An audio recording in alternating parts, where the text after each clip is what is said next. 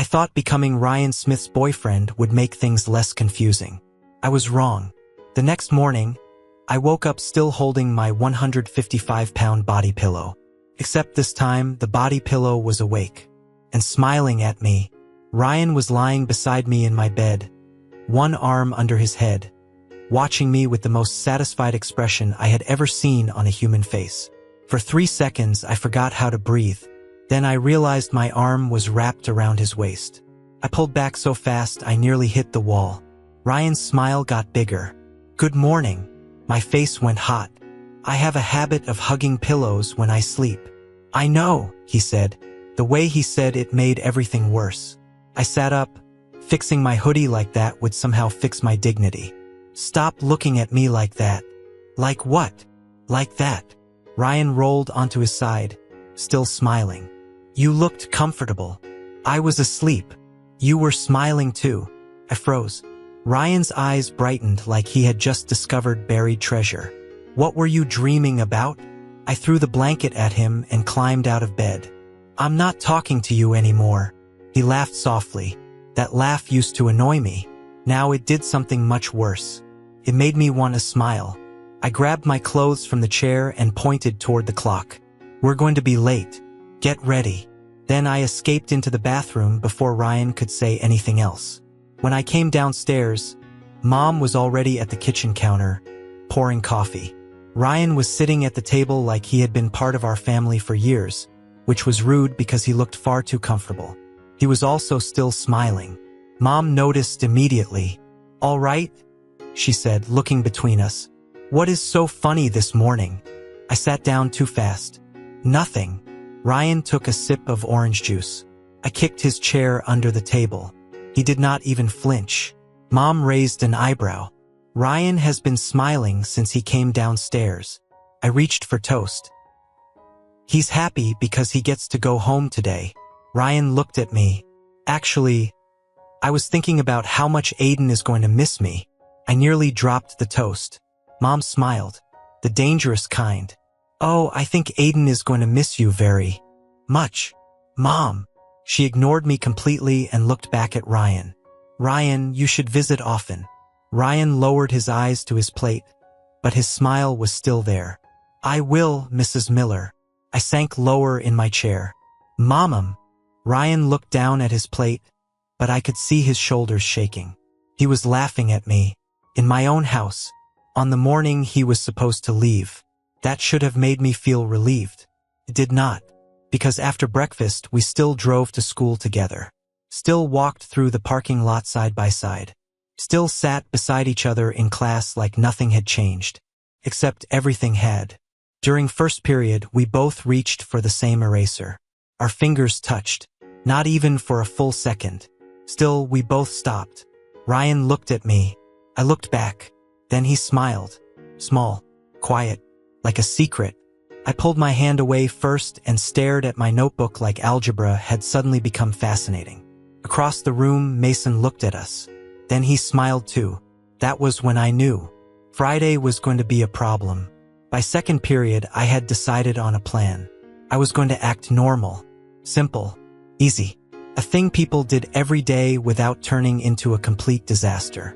Then Ryan Smith looked at me from the next desk over, and my plan collapsed immediately. He was supposed to be taking notes. He was not. His notebook was open.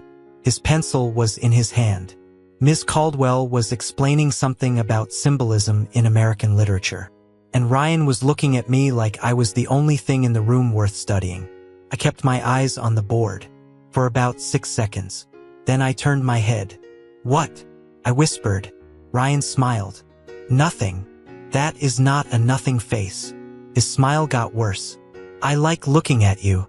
My pen slipped out of my hand and rolled under the desk. Ryan leaned down to grab it. I leaned down at the same time. Our heads almost bumped. Ms. Caldwell stopped speaking. "Aiden." "Ryan. Is the floor also part of today's lesson?" The class laughed quietly. I sat up so fast my face burned. "No, ma'am."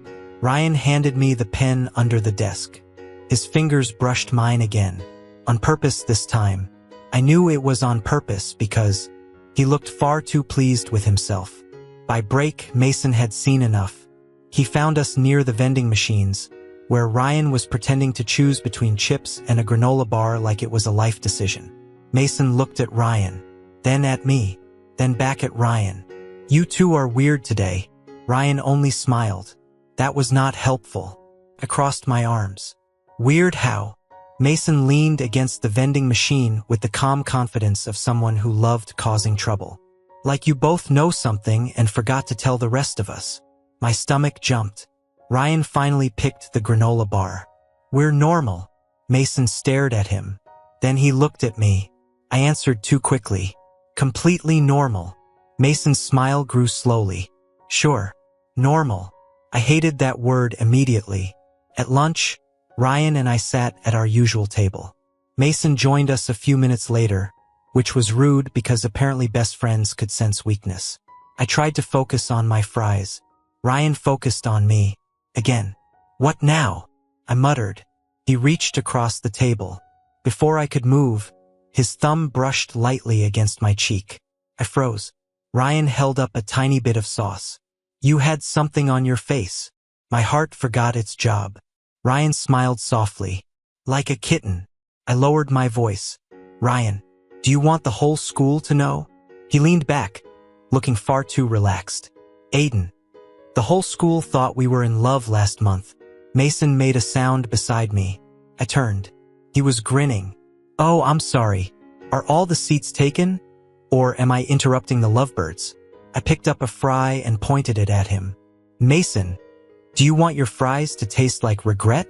He raised both hands. "Relax. I'm just observing nature." Ryan laughed. I did not. Mostly.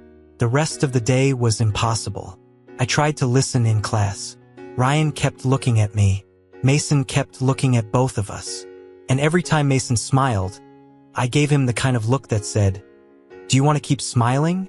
Or do you want me to remember this later?" By the time the final bell rang, I was exhausted. Not from school. From Ryan. From Mason. From pretending my life had not changed overnight. Ryan had loaded his duffel bags into my trunk before school. That morning, he said it was easier that way. I said nothing, because asking if he had planned to make me drive him home like a dramatic goodbye scene felt too close to the truth. I waited for him near the student parking lot while other students rushed past us, happy that Friday had finally arrived. Ryan came out carrying his backpack over one shoulder. He smiled as soon as he saw me. That smile was dangerous now. Before, it was annoying. Now, it made my brain forget basic survival skills. "Ready?" he asked. I opened my car door. "You're the one with half your closet in my trunk." Ryan laughed and got in. The Smith's house was only 3 doors down from mine, but since we were coming straight from school with his bags, I drove him there. The whole ride was too short. That was the problem. I wanted it to be over. I also did not. When we pulled into his driveway, Ryan stepped out and stretched like he had just returned from a long, heroic journey. Then he leaned against the open car door and smiled at me. "Aiden, don't miss me too much." I took one of his duffel bags from the trunk and shoved it lightly toward him. "Ryan, please go inside. You can call me anytime. We live on the same street." Still, he lifted his eyebrows.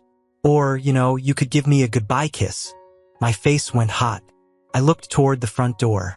"Ryan, do you want your neighbors to hear me embarrass you?" He grinned. "You're avoiding the question." Before I could answer, the front door opened. Mrs. Smith stood there, wiping her hands on a kitchen towel. Then her face brightened. "Aiden Miller. Oh my goodness. It has been so long since I saw you two together." Ryan and I both froze. She looked between us with a warm smile. "I thought you boys were mad at each other." "We're not," we said at the same time. Again. Ryan looked at me. I looked at him. We really needed to stop doing that. Mrs. Smith only smiled wider. "Well, good. Then Aiden is staying for dinner." I blinked. "Oh, Mrs. Smith, I don't want to." She lifted one hand. That was not a question. Ryan looked delighted. I looked betrayed. But honestly, Mrs. Smith had known me since I was 8. She had seen me fall off a scooter, refuse mushrooms at 3 different family cookouts, and cry over a broken guitar string in 5th grade. Saying no to her was not an option. So I called my mom from the driveway. She sounded far too pleased. "Have fun, honey." "Mom," I said, "have fun." After we brought Ryan's bags inside, Mrs. Smith pointed toward the stairs. "You boys can go upstairs. Dinner will be ready soon.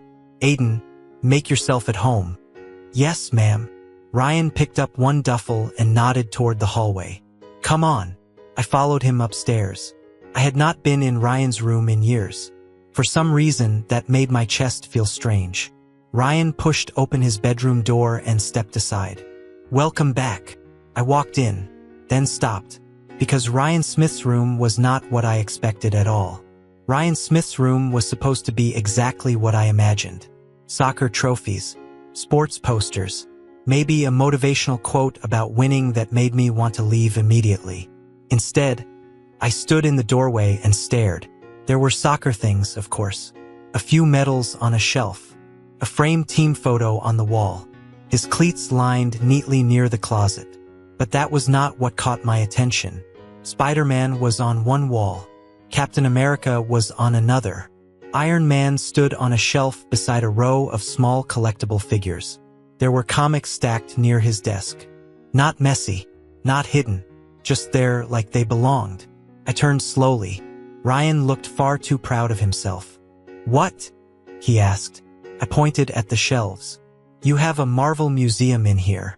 Ryan dropped his duffel bag near the closet. "It is not a museum. It has sections. It is a collection." That sounds exactly like something a museum would say. Ryan smiled and walked over to the shelf. He picked up a small Spider-Man figure and held it carefully, like it was evidence in court. "Every guy likes Spider-Man. I'm not judging. You look like you're judging. I'm processing." Ryan laughed. I looked around again. The room was cleaner than I expected too, probably because Mrs. Smith had attacked it after the repairs were finished. The bed was made. The desk was neat. Even his laundry basket looked innocent. It was disturbing. "I thought your room would have, I don't know, giant athlete posters everywhere." Ryan raised an eyebrow. "Did you think I sleep under a poster that says, 'Soccer is life'?" "Maybe. That hurts." I walked toward the shelves, pretending to examine them seriously. Captain America, Iron Man, Spider-Man, Thor, Black Panther. I tilted my head. Ryan watched me. "What are you looking for?" I kept my face serious. "Hulk." Ryan paused. "Hulk." I nodded. "I just thought he would be here."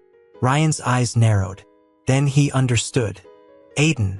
I took one step back. Very casual. Very innocent. "What? You're comparing me to Hulk." "I never said that." His smile changed. "Trouble. You were thinking it." "I was thinking you are strong, emotionally stable, and green is a nice color." Ryan set the Spider-Man figure down. Slowly, I backed up another step. "Ryan, you're in trouble." Before I could escape, he caught me in a harmless bear hug and pulled me back from the shelf, both of us laughing. It was not rough, not even close, but it was enough to make my heart forget that we were standing in his room, with his mom downstairs and dinner probably 10 minutes away. "Apologize," Ryan said. I tried to sound serious. "I'm sorry." "For what?" "For looking for Hulk." "And?" I looked up at him. He was close, too close. "For implying you are a big, brainless guy." Ryan stared at me. "Aiden." I winced. I heard it too. He laughed under his breath. "You are terrible at apologizing." "I'm new at this." "At apologizing?" "At dating you." That made him go quiet. The laughter faded first, then the teasing. Ryan's arms loosened, but he did not move away. Neither did I. For a second, the whole room seemed to shrink down to the space between us. His eyes dropped to my mouth, then back to my eyes. He leaned in slowly. I did too. The kiss was brief, soft, over before I could panic.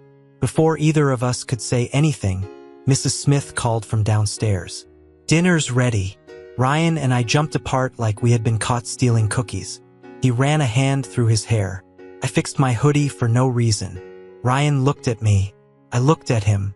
Then we both started laughing. Quietly. "Come on," he said. I followed him out of the room, still smiling. And somehow, Ryan's Marvel collection was no longer the strangest thing I had discovered that night. Dinner at the Smiths' house should not have been dangerous. It was just dinner. Pasta, salad, garlic bread. Two parents who had known me since I was 8. And Ryan sitting across from me, looking far too pleased with himself after what had happened upstairs. So yes, dangerous. Mrs. Smith smiled when we walked into the dining room. "There you are. I was starting to think you two got lost." Ryan pulled out a chair. "In my own house? You used to lose your shoes while wearing them," she said. I laughed before I could stop myself. Ryan looked betrayed. "Wow, my own mother." Mrs. Smith only smiled and set a bowl on the table. "Aiden remembers." Unfortunately, I did. When we were little, Ryan once spent 10 minutes looking for a sneaker that was already on his foot. I had laughed so hard I fell off the porch step. I had forgotten that. Or maybe I had only pretended to. Mr. Smith came in from the kitchen carrying a plate of garlic bread. "Aiden Miller," he said warmly. "Good to have you back at our table." "Thank you, Mr. Smith." Ryan sat beside me.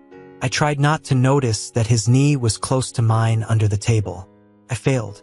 For the first few minutes, everything felt strangely easy. Mrs. Smith asked about the music room benefit concert. When I told her we had raised enough for new microphones, her face lit up. "That's wonderful. Your mom told me you sounded great." I nearly dropped my fork. "My mom said that?" Ryan leaned back in his chair. "She did." I turned to him. "You talked to my mom?" "Our moms talk all the time," he said. That was true. Annoyingly true. Even when Ryan and I had spent years acting like standing near each other was a personal challenge, our mothers had stayed friends. Backyard cookouts, 4th of July plans, birthday cards, random phone calls that lasted 40 minutes. Apparently, Ryan and I had been the only ones committed to the rivalry. Mrs. Smith asked about my guitar, then about school, then about whether I had thought about performing at the spring showcase. Answered. Somehow I kept answering, and she actually listened. Then Mr. Smith looked at my plate and pointed at the pasta. "You picked out the mushrooms." I froze. Ryan turned toward me slowly. I looked down. A small, neat pile of mushrooms sat at the edge of my plate like evidence. Mr. Smith nodded seriously. "Good choice." I looked up. "You don't like mushrooms either?" Never trusted them. I sat up straighter. "Thank you." Ryan stared at us. "No, absolutely not." Mr. Smith ignored him. "They hide in food and pretend to belong." "Exactly," I said. Ryan looked between us like he had just lost control of his own house. Mrs. Smith laughed. "Oh, this is perfect." "It is not perfect," Ryan said. I pointed my fork at him. "It is justice." By the end of dinner, I was talking to Mr. Smith about the national threat of mushrooms.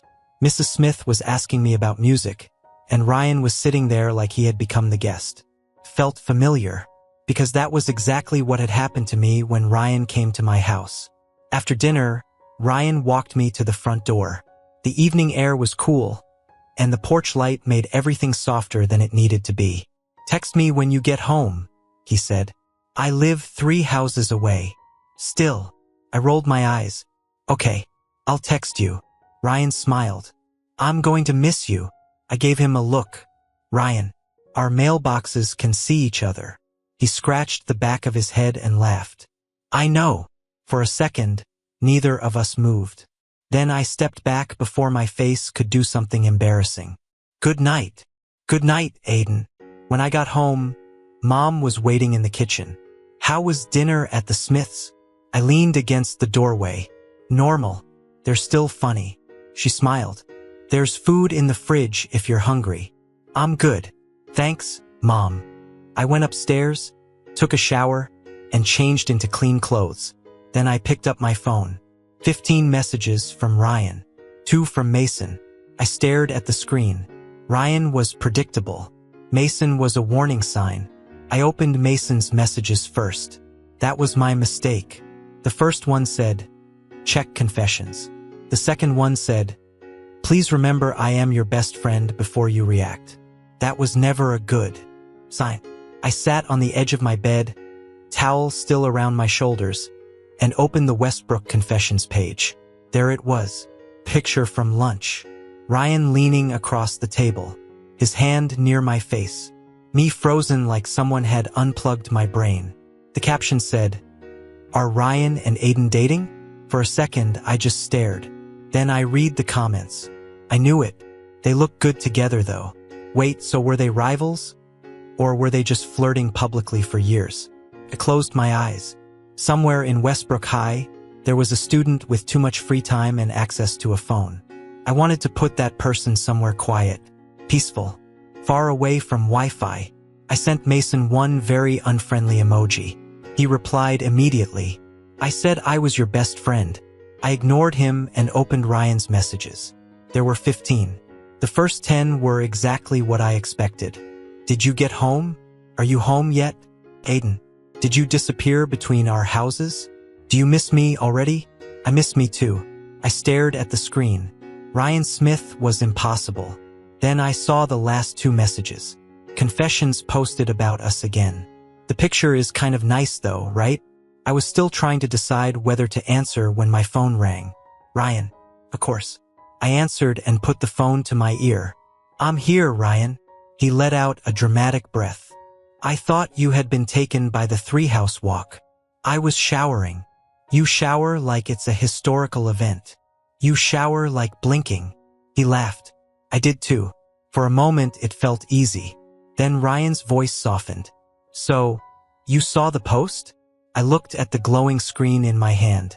Yes. And I am currently wishing the person who posted it a long weekend without internet. Ryan laughed quietly. What do you want to do? I leaned back against my pillows. What we always do. Pretend not to care. There was a pause. Not long, but long enough. Aiden, he said carefully. Do you not want people to know? My chest tightened. That was the thing about Ryan. He teased all the time, but when it mattered, he listened. I do, I said. The words came out smaller than I wanted. I want to. I'm just not ready yet. Ryan was quiet. I hated that quiet. Then he said, okay. I blinked.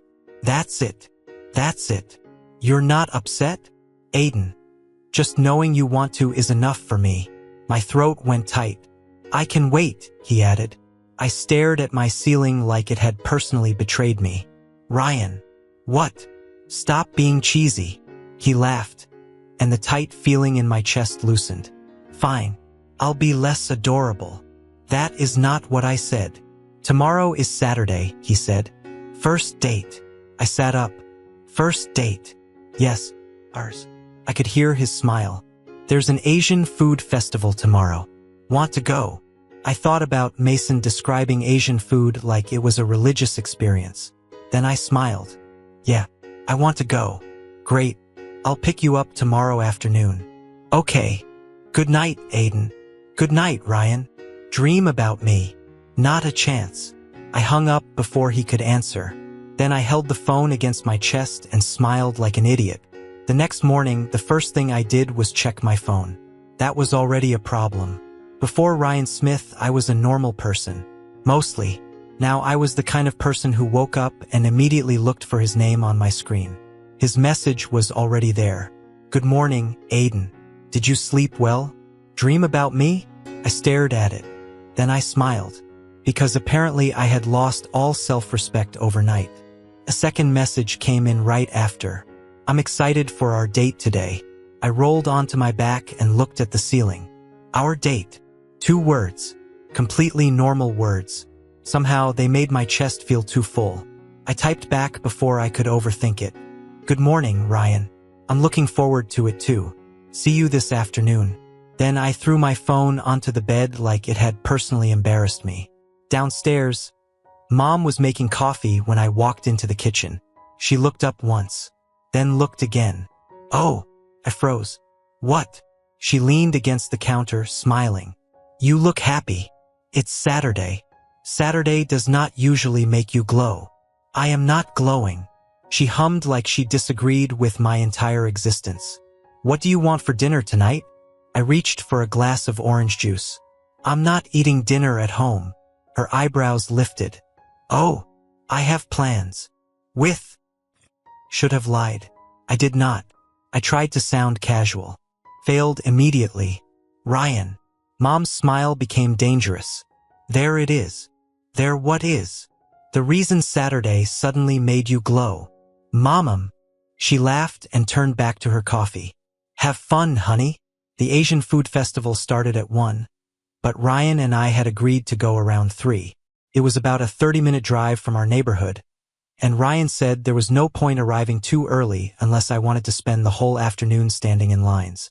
Then he showed up at my house a little after 2. Because of course he did. The doorbell rang while I was still checking my hair in the hallway mirror. Mom called from the kitchen. Your reason for glowing is here. I'm leaving. I opened the door and forgot what I was going to say. Ryan was standing on my porch, but for once he was not wearing his soccer jacket. No team hoodie, no practice shirt, just a clean white button-up shirt, sleeves rolled at the forearms, dark jeans, and that ridiculous smile. He looked like he had stepped out of a school poster, which was unfair because that was supposed to be my thing. Ryan tilted his head. You're staring. I'm not. You absolutely are. I stepped outside and pulled the door shut behind me. You're early. I was excited. That was not fair either. He said it too easily. Like being honest did not cost him anything. I looked away first. It's hot out here. Ryan smiled and opened the passenger door of his car. Then get in. You'll have the whole afternoon to admire me. My face warmed. Do you ever get tired of yourself? No, I got in anyway. On the drive, I told him everything Mason had ever said about Asian food. How Vietnamese rice paper salad was apparently life-changing. How Korean corn dogs were dangerous. How Thai mango sticky rice deserved respect. Ryan glanced at me, amused. You've been researching. Mason talks about food like he's giving a sermon. Then we should trust him. I looked out the window and smiled. By the time we reached the festival, the parking lot was already busy. Music played somewhere near the entrance. Families walked between colorful food stalls. The air smelled like grilled meat, sweet corn, and something spicy enough to make my eyes water from 30 feet away. Ryan parked and looked at me. Ready? I nodded. Then a familiar voice called from behind us. Aiden? Ryan? I closed my eyes. Of course. Mason. Mason was standing near the entrance with a paper plate in one hand and the expression of someone who had just found treasure. Or trouble. Probably both. Aiden, he said, looking from me to Ryan. And Ryan. Interesting. I narrowed my eyes. Do not say it like that. Ryan only smiled. That was the problem.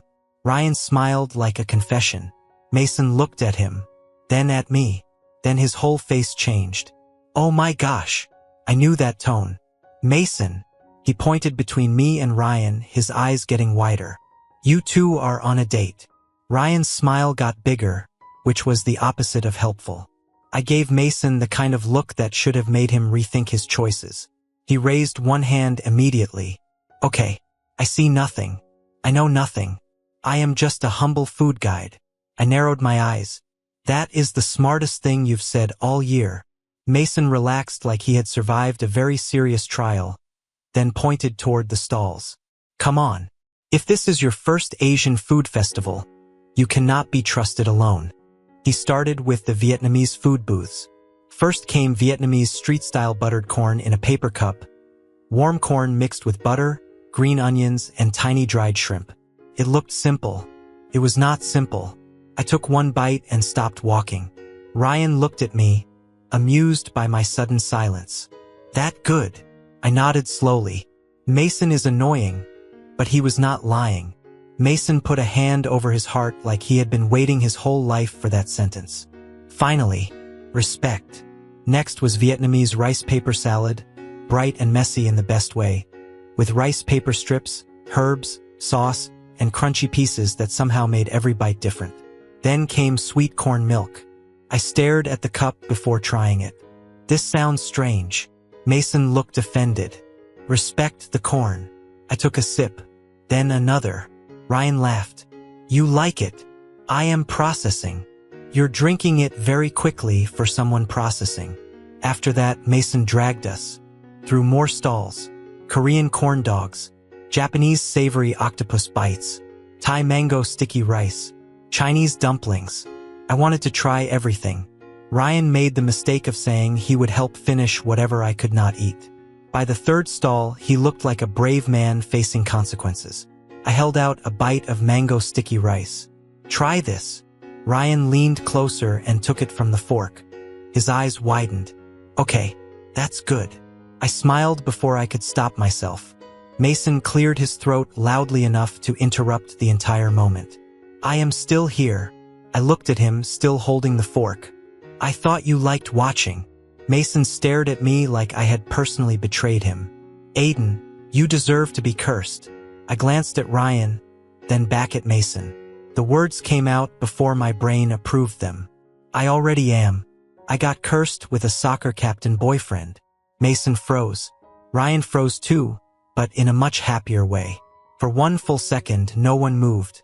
Then Mason pointed at me with both hands, almost dropping his plate. You said it. You confirmed it. I knew it. I immediately regretted existing. Mason. No. Mason lowered his voice, but his grin stayed huge. This is historic. I stepped a little closer so only the three of us could hear.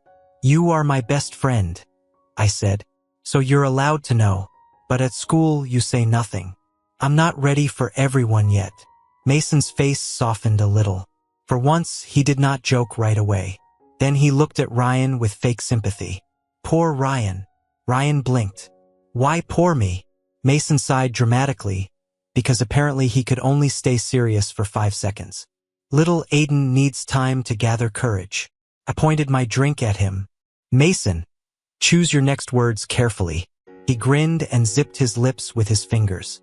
I choose silence. For once, he almost meant it. By the time we finished eating, I was full and still wanted 3 more things. Ryan leaned against a railing, one hand on his stomach. I think I gained like 20 pounds. Mason looked at Ryan and sighed dramatically.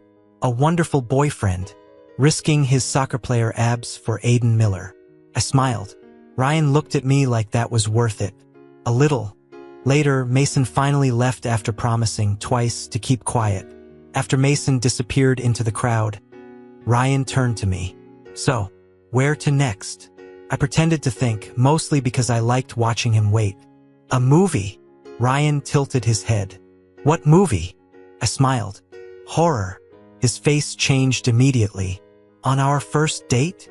I laughed before I could keep the joke going. I'm kidding. The new Marvel movie. Relief washed over him so clearly that I almost laughed again. You are terrible. I started walking toward the parking lot. You like me? Ryan followed beside me, smiling. Unfortunately, yes. At the theater, we laughed at the funny parts. During the quieter scenes, Ryan's hand found mine in the dark. This time, I did not pull away.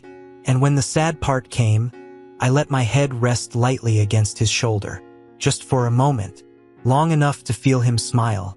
Sunday was the first quiet day we had. Ryan did not come over. He had extra practice for a tournament coming up, which meant I spent most of the day pretending I was not waiting for his messages. I failed. He texted me during breaks. A picture of his soccer cleats. A complaint about Coach Daniels making them run too much. A message that only said, I miss my dramatic boyfriend. I stared at that one for a full minute before replying. I am not dramatic. Ryan answered immediately. That is exactly what a dramatic person would say. I smiled at my phone like an idiot. Then I spent the rest of the afternoon thinking. About confessions. About the picture from lunch. About the way Ryan asked if I was ready, then said he could wait. That was the problem. Ryan could wait. He would wait as long as I asked him to. But I did not want him to feel like something I was hiding. I was still nervous. Of course I was. Westbrook High could turn one blurry picture into a public trial before lunch.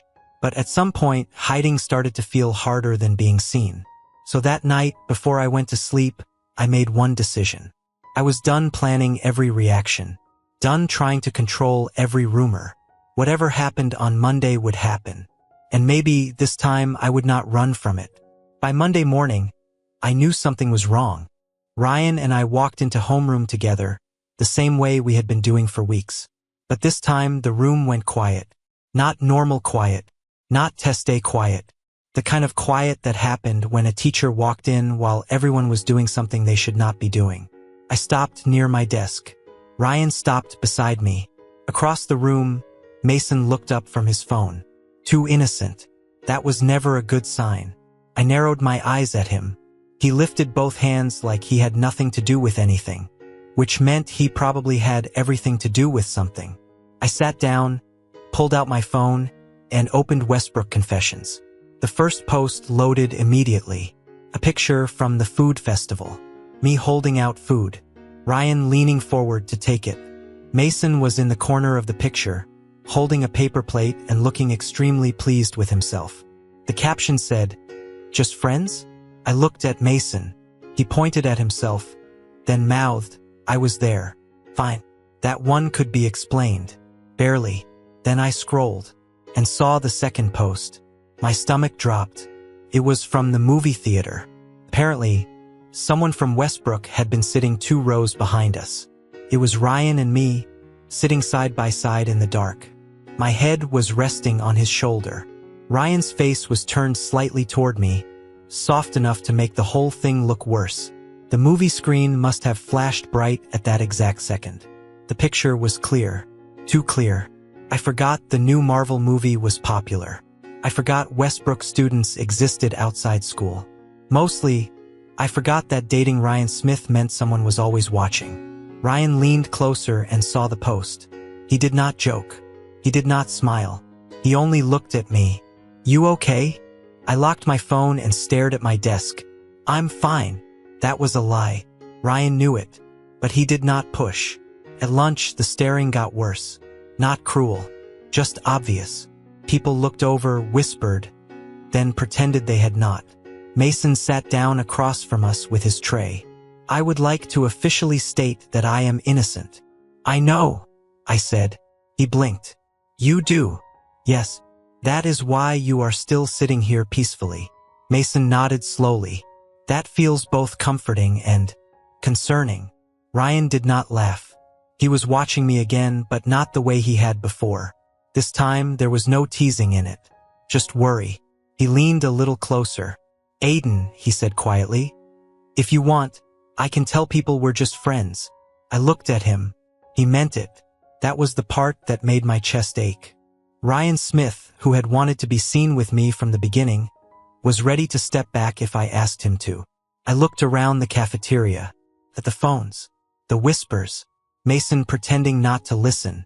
Then I looked back at Ryan. No, his eyes searched mine. No, I took a breath, shook a little, but I did not look away. They were going to find out eventually. Ryan stayed still. I picked up a fry from my tray and held it toward him. Mason froze. Ryan looked at the fry, then at me. A slow smile spread across his face. I rolled my eyes, but my hand stayed there. "Eat it before I change my mind." Ryan leaned forward and took it. The cafeteria did not go silent. Not exactly, but the air changed. Mason stared at us like he had just witnessed history. I kept my face calm. Mostly. After lunch, Ryan walked beside me to class. His hand brushed mine once. Then again. This time, I reached for it first. Ryan looked down, then back at me. I did not pull away. Neither did he. By the time we walked through the hallway after school, everyone knew. Not because of confessions. Not because of a picture. Because this time, I chose to let them see. Ryan smiled beside me. And for once, being seen did not feel scary. Felt like winning.